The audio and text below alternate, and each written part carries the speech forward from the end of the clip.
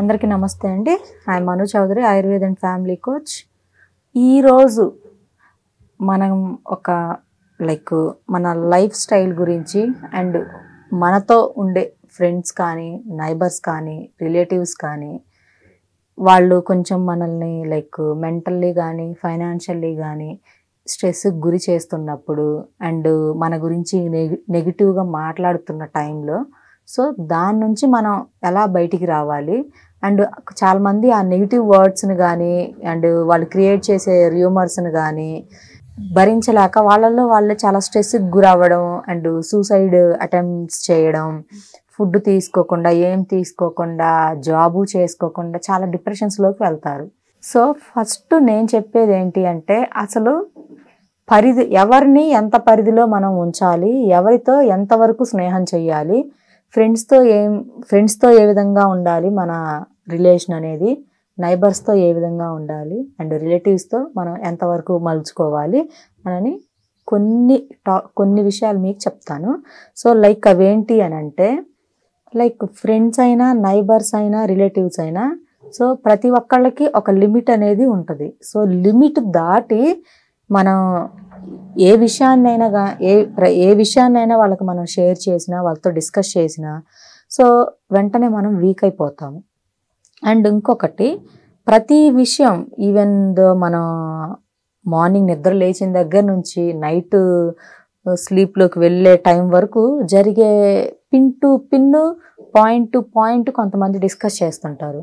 So వీటిల్లో వీళ్ళు ఏంటంటే మన వాళ్ళే కదా అని చెప్పి నమ్మేసి ఈచ్ అండ్ ఎవ్రీ వర్డ్, చిన్న ఇష్యూ కూడా వాళ్ళకి చెప్తూ ఉంటారు.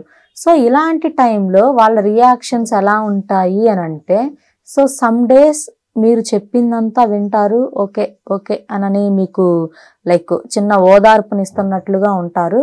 సో ఎప్పుడైతే నువ్వు అన్ని వీళ్ళతో డిస్కస్ చేసుకుంటారో ఖచ్చితంగా మీ వీక్ పాయింట్స్ ఏంటి అండ్ మీరు ఎమోషనల్గా దేనికి కనెక్ట్ అయ్యి ఉన్నారు అండ్ ఈచ్ అండ్ ఎవ్రీథింగ్ మీ గురించి స్కాన్ చేసి మీ లూప్ హోల్స్ని వాళ్ళు క్యాచ్ చేసేసుకొని కొన్ని రోజుల తర్వాత మిమ్మల్ని బ్లాక్మెయిల్ చేయడం మొదలు పెడతారు.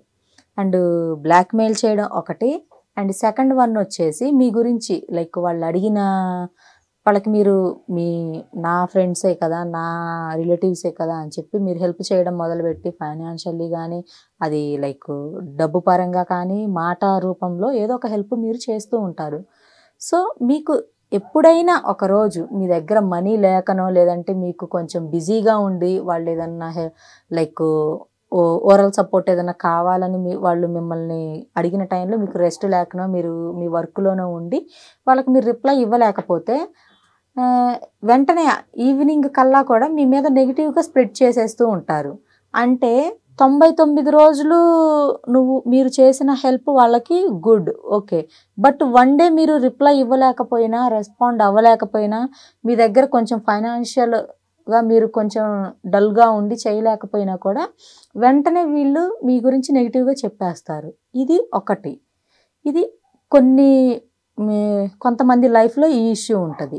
అండ్ ఇంకొకటి వచ్చేసి ఫ్యామిలీ పరంగా చూసుకుంటే వైఫ్ అండ్ హస్బెండ్ బాగున్నప్పుడు రిలేషన్లో వాళ్ళ దగ్గర ఫైనాన్షియల్గా అండ్ వాళ్ళ ఇళ్ళకి వస్తూ ఉంటారు, మంచిగా వాళ్ళ దగ్గర హెల్ప్స్ తీసుకుంటూ ఉంటారు, ఓకే బాగుంటారు. బట్ వైఫ్ అండ్ హస్బెండ్కి ఏదన్నా ఇష్యూస్ వచ్చి డివోర్స్ తీసుకొని ఎవరి లైఫ్ వాళ్ళలోకి వెళ్ళిపోయారనుకోండి, సో వీళ్ళిద్దరిలో వైఫ్ అండ్ హస్బెండ్ విడిపోతారు. సో విడిపోయిన వాళ్ళు ప్రజెంట్ ఫర్ ఎగ్జాంపుల్ ఇది హస్బెండ్ అనుకుందాం, ఈ హ్యాండ్ వచ్చేసి వైఫ్ అనుకుందాం. సో వీళ్ళల్లో ఎవరో ఒకళ్ళు ఫైనాన్షియల్లీ కొంచెం తక్కువగా ఉన్నారు అండ్ కొంచెం డిప్రెషన్లోకి వెళ్ళారు అని అనుకోండి, వెంటనే ఏం చేస్తారు అని అంటే ఇంకా వీళ్ళ గురించి ఫైనాన్షియల్లీ డిప్రెషన్లోకి వెళ్ళిన వాళ్ళ గురించి నెగిటివ్గా చెప్పడం అండ్ వీళ్ళ గురించి రూమర్స్ క్రియేట్ చేయడం చేస్తారు. ఇదొకటి.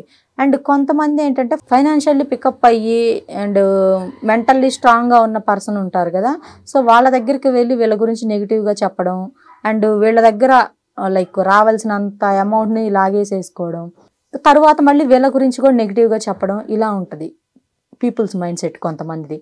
సో అలాంటప్పుడు మనం చేయాల్సింది ఏంటి అంటే మనం ఎంత క్లోజ్ ఫ్రెండ్స్ అయినా, రిలేటివ్స్ అయినా, నైబర్స్ అయినా ఒక పరిధి అనేది ఉండాలి. సో ఆ పరిధి దాటి మనం ఎటువంటివి వాళ్ళకి మనం చెప్పుకున్నా, ఎక్స్‌ప్లనేషన్స్ ఇస్తూ ఉన్నా, వాళ్ళ దగ్గర నుంచి మనం అతిగా ఫ్రెండ్‌షిప్‌ను గానీ, ఫోన్ కాల్స్ గానీ, లైక్ ఏది ఎక్స్‌పెక్ట్ చేసినా గూడా వెంటనే మనం వీక్ అయిపోతాము. సో అలాంటప్పుడు చేయవలసింది ఏంటి అంటే, దేన్ని కూడా మనం అతిగా చేయకూడదు. ఒక లిమిట్‌లో ఉండాలి.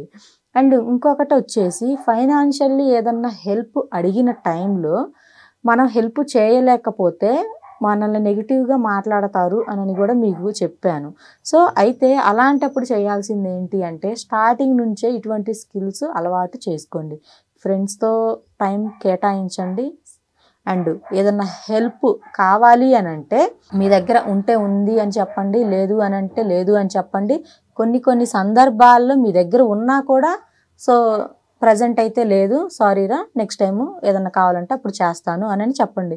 ఎందుకు అంటే ఒక మనిషికి గానీ, ఒక రిలేషన్స్‌కి గానీ మనం లైక్ అందుబాటులో ఉంటే లైక్ ఫర్ ఎగ్జాంపుల్ మనకి కావాల్సినప్పుడల్లా పండు మనకి అవైలబుల్‌గా దొరికితే ఒక ఫ్రూటు దాని టేస్ట్ అనేది మనకు తెలీదు. లైక్ మనిషి వాల్యూ గూడా సేమ్ ఇటువంటిదే. మనిషి మనం కావాల్సినప్పుడల్లా వాళ్ళకి హెల్ప్ చేస్తూ ఉంటే సో ఆ మనిషికి వాల్యూ అనేది తగ్గిపోతది. ఎందుకు అనంటే అవైలబుల్‌గా ఉంటున్నారు గాబట్టి. సో కొంచెం బిజీగా ఉన్నట్లుగా కనపడండి. అండ్ మీ దగ్గర ఉన్నప్పటికీ గూడా అది ఖచ్చితంగా అవసరమైన హెల్ప్ అయితేనే చేయండి. అలా కాకుండా కావాలని జల్సా కోసం అప్పులు చేసి, వాళ్ళు ఇంటి మీదకొచ్చి గొడవలు చేస్తే ఆ టైంలో మీరివ్వొద్దు. ఎందుకు అంటే ఆ జల్సాతనం తగ్గించుకుంటాడు మీరివ్వకపోతే నెక్స్ట్ టైము. అప్పులు వాళ్ళు వచ్చి ఇంటికొచ్చి వీళ్ళని ఇబ్బంది పెట్టారు కాబట్టి. సో ఇలా మీరు కొంచెం బ్రాడ్ మైండ్‌తో ఆలోచించి ఎవరితోటైనా లైక్ ఫ్రెండ్‌షిప్ గానీ, రిలేషన్స్‌తో గానీ మీరు లైక్ రిలేషన్ అనేది కంటిన్యూ చేసుకోండి. అండ్ ఏది కూడా మీరు అతిగా ఉండొద్దు. ఏదైనా ఒక లిమిట్ బ్యాలెన్సింగ్‌గా ఉండండి. పర్సనల్స్ ఏవి గూడా ఎక్కువగా షేర్ చేసుకోవద్దు. కొన్ని షేర్ చేసుకోండి. బట్ హెవీగా షేర్ చేయకండి. సో ఈ వీడియో మీకు నచ్చితే లైక్ చేయండి, షేర్ చేయండి. Thank you.